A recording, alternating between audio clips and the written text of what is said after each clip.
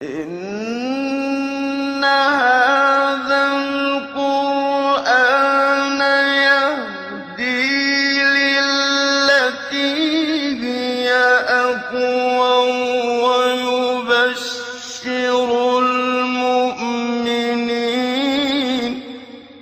ويبشر المؤمنين الذين يعملون الصالحات أن لهم أجرا كبيرا. بسم اللہ الرحمن الرحیم. الحمدللہ رب العالمین وبہ نستعین وصلی اللہ وسلم علی سید الانبیاء والمرسلین وعلی آلہ واصحابہ اجمعین ومن تبعہم بإحسان الی یوم الدین. اما بعد، سلسلہ تفسیر کی یہ نشست نمبر 140 ہے، اور اس نشست میں انشاءاللہ سورۃ الحج کی آیت نمبر 36 کی تفسیر ہوگی. اللہ تعالیٰ نے ارشاد فرمایا: وَالْبُدْنَ جَعَلْنَاهَا لَكُم مِّن شَعَائِرِ اللَّهِ لَكُمْ فِيهَا خَيْرٌ فَاذْكُرُوا اسْمَ اللَّهِ عَلَيْهَا صَوَافَ فَإِذَا وَجَبَتْ جُنُوبُهَا فَكُلُوا مِنْهَا وَأَطْعِمُوا الْقَانِعَ وَالْمُعْتَرَّ كَذَلِكَ سَخَّرْنَاهَا لَكُمْ لَعَلَّكُمْ تَشْكُرُونَ. اس آیت کریمہ سے متعلق پچھلی جو تقریباً 8 نشستیں گزری ہیں، اس میں ہم نے بہت ساری باتیں آپ کے سامنے رکھی ہیں. آج کی نشست اور انشاءاللہ آنے والی نشست میں اس آیت کریمہ سے متعلق جو بقیہ باتیں ہیں وہ آپ کے سامنے رکھی جائیں گی.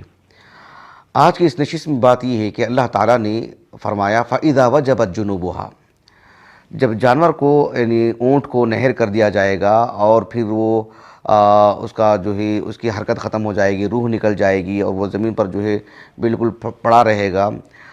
اب اللہ سبحانہ وتعالیٰ نے اس کی توقید بیان کرنے کے بعد فرمایا کہ فَكُلُوا مِنْهَا، اب آپ اسے کھائیں.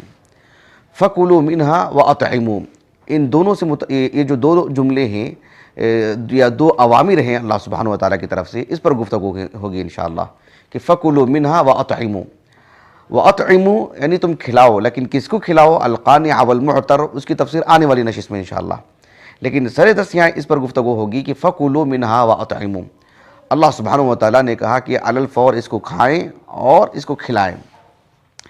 یہ جو فَكُلُوا ہے یہاں پر دیکھیں، یہ صیغۃ الامر ہے. یہ جو صیغۃ الامر ہے بالکل معروف ہے، واضح ہے. اللہ رب العالمین نے کہا کہ فَكُلُوا، تم اس کو کھاؤ. محمد ابن جریر الطبری رحمہ اللہ، آپ کی جو تفسیر ہے جامع البیان فی تأویل معنی القرآن، اس میں آپ نے کہا کہ ھذا مخرجہ مخرج الامر. اللہ سبحانہ وتعالیٰ نے یہ جو بات بیان فرمائی، کس صیغے میں بات بیان فرمائی؟ بالکل واضح ہے کہ صیغۃ الامر میں اللہ نے بات بیان فرمائی، لیکن کہا کہ وَمَعْنَاهُ الْإِبَاحَةُ وَالْإِطْلَاقُ. یہ جو اللہ نے کہا کہ فَكُلُوا، تم کھاؤ، یہ وجوب پر دلالت کرنے والی بات نہیں ہے. یہ بس مباح ہے کہ جسے رغبت ہو کھائے، جسے رغبت نہ ہو یا جسے ضرورت نہ ہو، جو نہیں کھانا چاہتا ہے نہ کھائے. یہ ہے صیغۃ الامر، لیکن اس کا معنی کیا ہوگا؟ صرف اباحت والی بات ہوگی، اس میں وجوب والی بات نہیں ہے. اس کی وجہ کیا ہے وہ میں آپ کو آگے بتاؤں گا. کیسے معلوم ہوگا کہ جو ہے یہ وجوب، یہ صیغۃ الامر وجوب پر دلالت نہیں کر رہا ہے؟ حالانکہ صیغۃ الامر وجوب پر دلالت کرتا ہے، وہی اس کا تقاضا ہے، لیکن یہاں پر جو ہے وجوب پر دلالت نہیں کر رہا ہے. اس کی وجہ میں آگے بتاؤں آپ کو انشاءاللہ. تو امام ابن جریر الطبری رحمہ اللہ نے یہ بات کہی کہ اللہ سبحانہ وتعالیٰ نے محض یہاں پر یہ بات کہی ہے کہ کھانے کا وقت کیا ہے، کب یہ تمہارے لیے حلال ہے.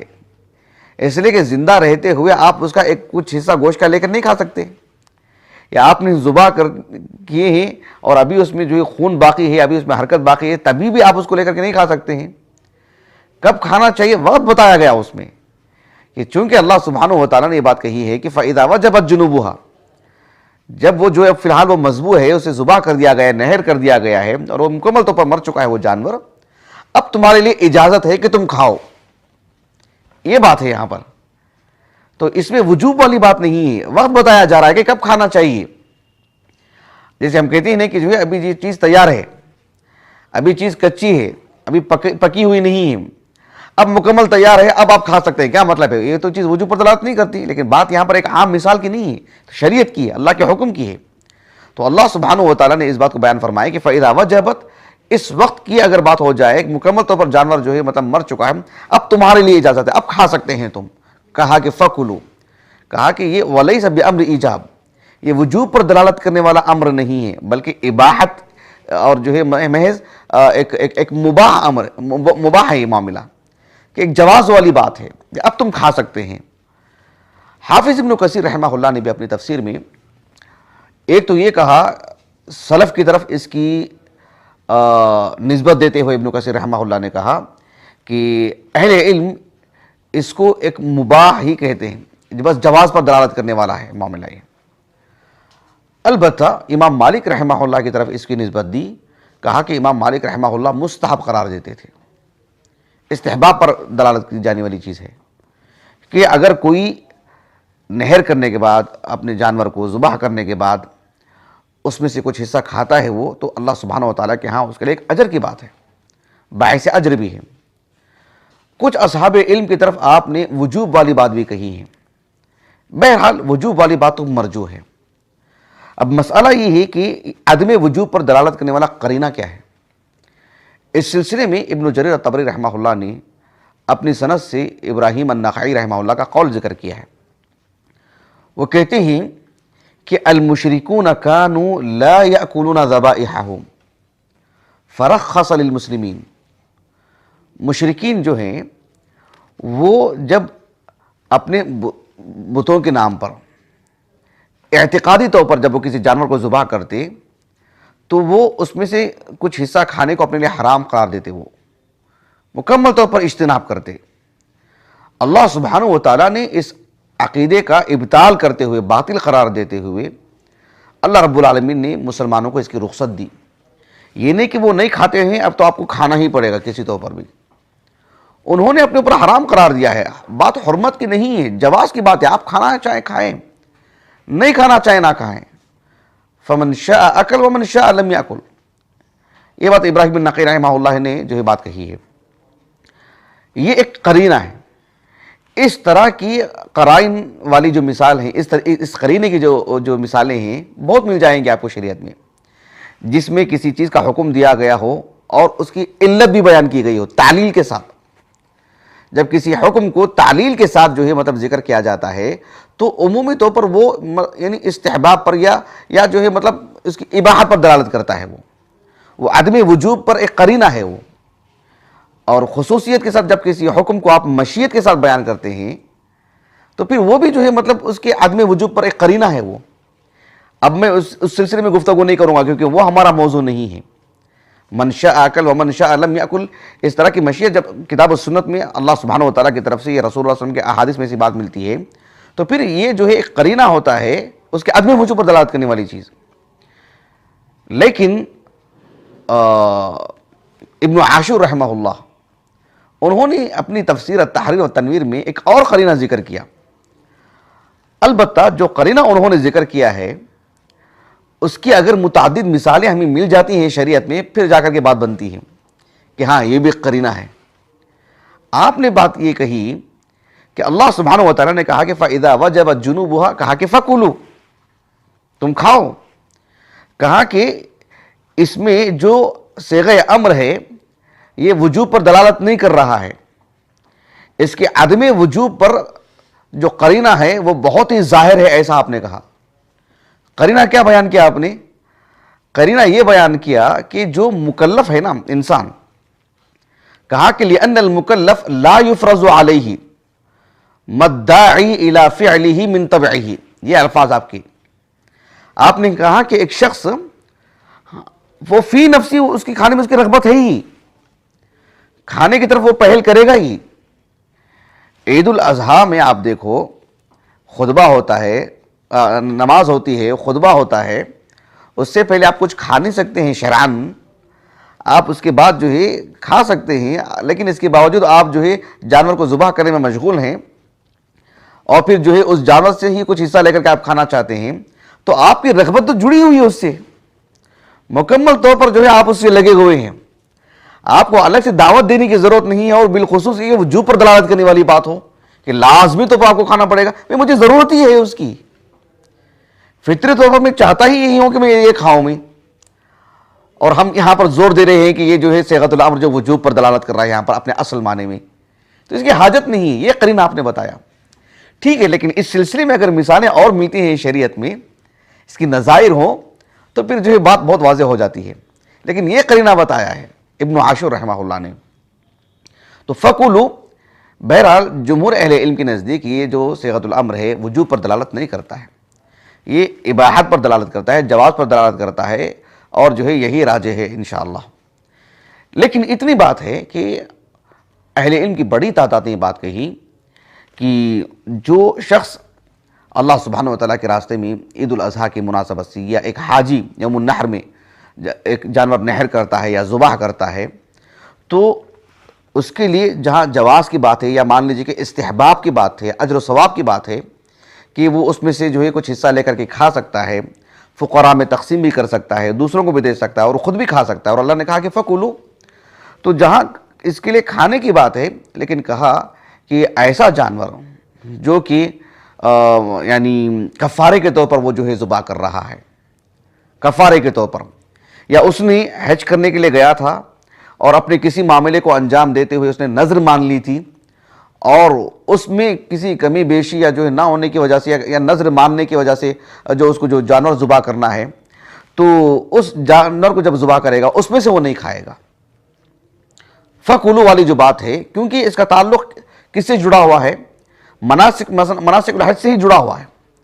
پچھلی تقریباً آپ 12-13 آیتیں اٹھا کر کے دیکھ لیجئے, مناسک الحج پر گفتگو ہو رہی ہے, اور اسی سے جڑی ہوئی یہ بات ہے کہ فَكُلُوا, آپ اپنے گھروں میں رہ کر کے اس کو مت سوچیں, ایک حاجی کے لیے سامنے رکھ کر کے سوچیں اس بات کو. تو اس کے لیے صرف یوم النحر میں اپنے تئیں ایک جانور ذبح کرنے کی بات نہیں ہوگی نا, اور بھی جانور ہو سکتے ہیں کسی مناسبت سے. اگر وہ جڑ جاتے ہیں اس کے لیے تو پھر ایسی صورت میں وہ ان سب سے نہیں کھائے گا. وہ ایک زائد بات اہل علم نے کہی. حافظ الکوفہ ابو بکر ابن ابی شیبہ رحمہ اللہ نے اپنی المصنف کی کتاب الحج میں یعنی جو کفارے کا جو جانور ہوتا ہے, جب اس کو ذبح کرنے کی بات ہو, یہ نظر اس نے مان لی ہے اور ایک جانور ذبح کرنا ہے, اس موضوع سے متعلق آپ نے علی بن ابی طالب اور سعید بن جبیر رضی اللہ عنہ اجمعین ان سے کچھ آثار لے کر کے آئے ہیں, جس کا ما حاصل یہ ہے کہ قول یہ ہے آپ کا, کہا کہ جو ہے لا تؤکل من النذر ولا من الکفارۃ ولا مما جعل للمساکین. تو اس قبیل کے اگر جانور ہوں کہ کفارے کے لیے ہے یا جو ہے مطلب اس سے کوئی کمی بیشی ہو گئی اور اس کو کفارہ ادا کرنا ہے, یا اس نے نذر مانی تھی اور اس کو جو جانور ذبح کرنا ہے, یا اس نے پہلے ہی طے کر لیا تھا کہ یہ مساکین کے لیے ہوگا, تو اس میں سے نہیں کھائے گا. جو یہ استثناء والی بات ہے. البتہ یوم النحر میں وہ جو اپنی تئیں جو جانور جو نحر کرے گا, ذبح کرے گا, یا کہیں بھی مسلمان ذبح کرے گا, تو ایسی صورت میں فَكُلُوا والی جو بات ہے اس میں سے وہ کھا سکتا ہے. اب وہ کھانے کا جو حکم ہے وجوب پر ہے, یہ بات ہے, اس پر تو بات گزر چکی ہے. لیکن یہ بات نہیں ہے کہ جو ہے بحیثیت حاجی وہ جہاں بھی جس مناسبت سے بھی ذبح کرے تو سب میں بھی کھانے کا حکم ہو, یہ بات نہیں ہے. بس اتنی سی بات ہے جو مجھے آپ کو کہنی تھی. اس سلسلے میں ایک اہم بات یہ بھی ہے کہ اللہ رب العالمین نے فرمایا فَإِذَا وَجَبَتْ جُنُوبُهَا, کہا کہ فَكُلُوا. پہلے اللہ رب العالمین نے بنفس نفیس کھانے کا حکم دیا, اس کے بعد کہا کہ وَأَطْعِمُوا. وَأَطْعِمُوا میں دونوں باتیں ہیں, آپ اپنے رشتہ داروں کو کھلاتے ہیں, پڑوسیوں کو کھلاتے ہیں, فقراء کو بھی کھلاتے ہیں, مانگنے والوں کو بھی کھلاتے ہیں, نہ مانگنے والوں کو بھی کھلاتے ہیں, دیتے ہیں. تو فَكُلُوا سے جو اللہ نے ابتدا کی, شیخ ابن عثیمین رحمہ اللہ اس پہلو سے بھی آپ ایک مثالی عالم دین ہیں کہ اللہ رب العالمین نے آپ کے وقت میں برکت بہت دی. آپ نے مطلب جو آپ کے انتاجات ہیں آپ کے ماشاءاللہ, جو آپ کے کارکردگی کو جو کام ہے آپ کے, سبحان اللہ, بہت بہت حیرانی ہوتی ہے. اب جو فتاوے آپ کے چھپے ہیں وہ تو ہیں ہی, کئی اصحاب علم کے چھپے ہیں, لیکن فتاوی علی الطریق آپ دیکھو کیا مناسبت رہے گی. سبحان اللہ, ضخیم جلد, مطلب راستے میں چلتے پھرتے لوگوں نے آپ سے استفسار کیا, سوالات کی, تو وہ ایک ضخیم جلد اختیار کر گئی ہے. فتاوی علی الہاتف, کتنی 2 ضخیم جلدوں میں, تو اتنی برکت دی. تو شیخ ابن عثیمین رحمہ اللہ غالباً قصیم وغیرہ کے علاقے کی بات ہو یا ہو سکتا ہے کسی اور جگہ کی بھی بات ہو, ماہانہ آپ کی ایک بیٹھک ہوا کرتی تھی کسی مسجد میں, اللقاء الشہری. اللقاء الشہری, اس میں اتنے سوالات آیا کرتے تھے سبحان اللہ العظیم کہ آپ کی جو وہ لقاءات ہیں وہ تقریباً 50 سے زائد ہیں. 50 سے زائد ہیں. 50 سے زائد کتنے ہیں میں بالضبط تو نہیں کہہ سکتا. میں کیوں 50 سے زائد کہہ رہا ہوں کہ جس اللقاء الشہری کی میں آپ کو بات کر رہا ہوں اس کی عدد ہے 53، 50 پر 3. وہ پڑھ کر میں آپ کو بتا رہا ہوں. الشاملہ میں موجود ہے. وہ بہت مستفید ہو سکتے ہیں, آپ پڑھ کر کے دیکھیں ماشاء اللہ تعالی.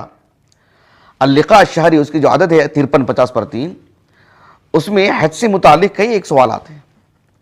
تو یہ جو آیت کریمہ ہے فَكُلُوا مِنْهَا وَأَطْعِمُوا, اس آیت کریمہ کو پڑھ کر کے آپ نے کہا کہ اس آیت کریمہ میں اللہ رب العالمین نے یعنی ایک حاجی یوم النحر میں جو جانور نہر کرتا ہے, ذبح کرتا ہے, یعنی عام طور پر اس طرح کی جب بات آتی ہے کہ اللہ کے راستے میں جانور ذبح کر رہے ہیں تو سب سے پہلی بات کیا آتی ہے؟ کھلانے کی بات آتی ہے, فقراء میں تقسیم کرنے کی بات آتی ہے. سب سے پہلے یہی تو بات آتی ہے نا.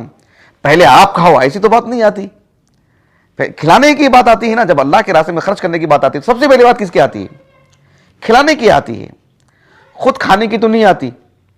تو ابن عثیمین رحمہ اللہ نے کہا کہ فَكُلُوا سے جو اللہ نے ابتدا فرمائے, اس سے بات بالکل واضح ہے کہ آپ کا کھانا کھلانا یہ معنی نہیں رکھتا. سب سے بڑی چیز ہے التعبد, کہ اللہ سبحانہ و تعالیٰ کے لیے آپ ذبح کریں, اللہ کے لیے نہر کریں, اللہ سبحانہ و تعالیٰ کی خاطر آپ کا معاملہ جڑا رہے. کسی کو دے رہے ہیں تو اللہ کی خاطر, جو نہر کر رہے ہیں نا وہ اس میں وہ آپ کا اخلاص ہونا چاہیے. آپ اس میں سے کھا رہے ہیں نہیں کھا رہے ہیں, آپ کھلا رہے ہیں نہیں کھلا رہے ہیں, وہ فی نفسی معنی نہیں رکھتا ہے وہ. ورنہ ابتدا فَكُلُوا سے نہیں ہوتا, ابتدا جو ابتدائی اطعموا سے ہوتا اللہ سبحانہ و تعالیٰ کا جو حکم ہے. یہ بات کہی ابن عثیمین رحمہ اللہ نے, بہت ہی مومنانہ بات. البتہ ایک بات یہاں پر جو بہت اہم ہوئی کہ قرآن مجید میں اللہ سبحانہ و تعالیٰ جب ایک ساتھ کئی چیزوں کا جب حکم دیتے ہیں تسلسل کے ساتھ, تو پھر اس میں ترتیب کا بھی خیال رکھنا پڑتا ہے. ہر جگہ اس کو ملحوظ رکھنا ہوتا ہے, سوائے اس کے کہ جہاں مثلا اس سلسلے میں مطلب ایک اختیاری بات ہو. اللہ سبحانہ و تعالیٰ نے فرمایا کہ فَكُلُوا مِنْهَا وَأَطْعِمُوا. تو کیا ایک حاجی یا ایک مسلمان جو جانور ذبح کرتا ہے یوم النحر میں, تو کیا وہ سب سے پہلے خود کھائے بعد میں ہی دوسروں کو دے, یا دوسروں کو دے لے پھر کھائے؟ یہ ترتیب الٹ نہیں سکتا ہے وہ. اس سلسلے میں عبد الرحمن ابن ابی حاتم الرازی رحمہ اللہ کی جو تفسیر ہے, تفسیر القرآن العظیم, جو تفسیر ابن ابی حاتم الرازی سے ہی معروف ہے.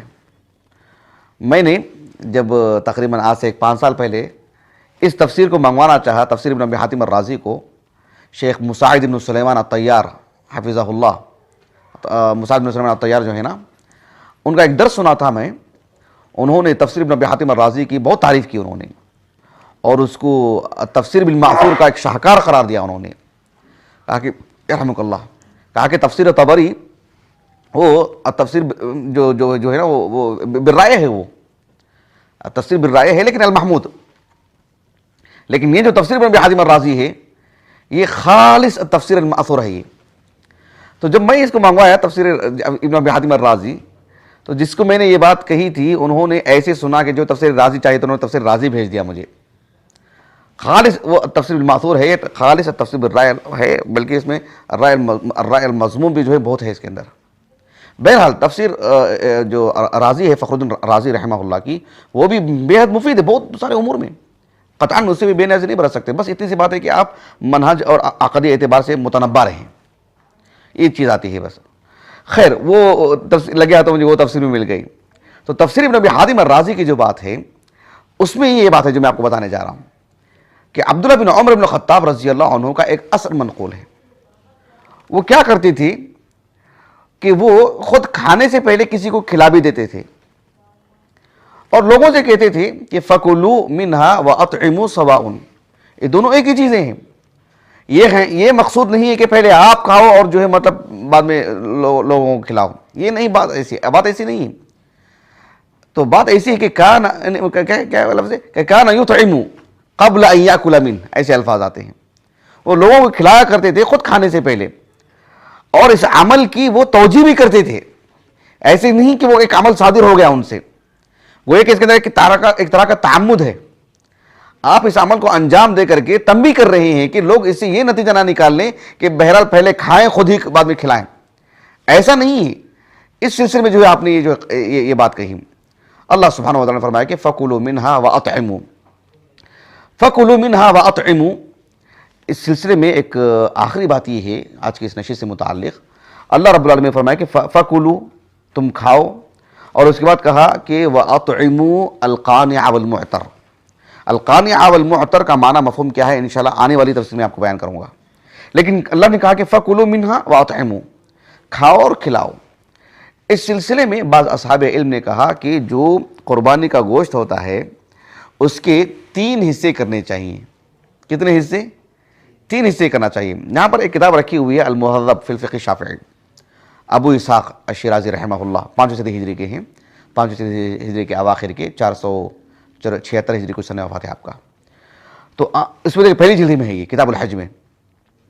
آپ نے کہا کہ اس آیت کریمہ سے یہ بات معلوم ہوتی ہے کہ اس گوشت کے 3 حصے کرنا چاہیے۔ آج کل ہمارے گھرانوں میں ایسا ہوتا ہے، مستقل لوگ 3 حصے کرتے ہیں۔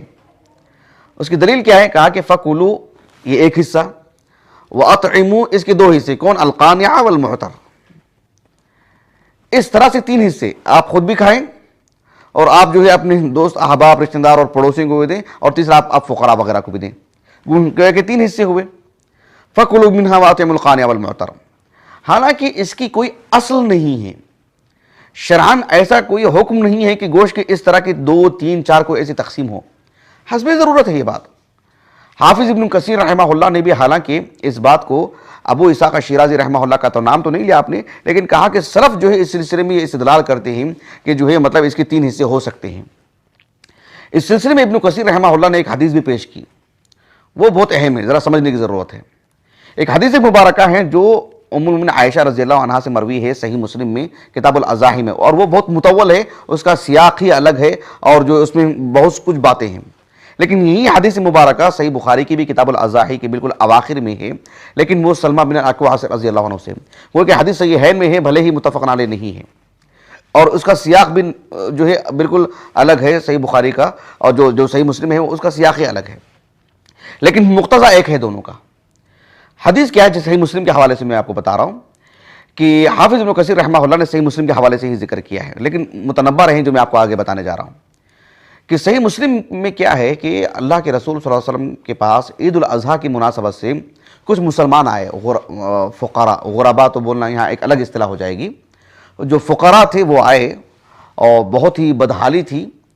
اللہ کے رسول صلی اللہ علیہ وسلم نے ایمرجنسی طور پر قدم اٹھایا اور آپ نے فوراً کہا کہ جو ہے یعنی ادخروا ثلاثاً، کیا کہا؟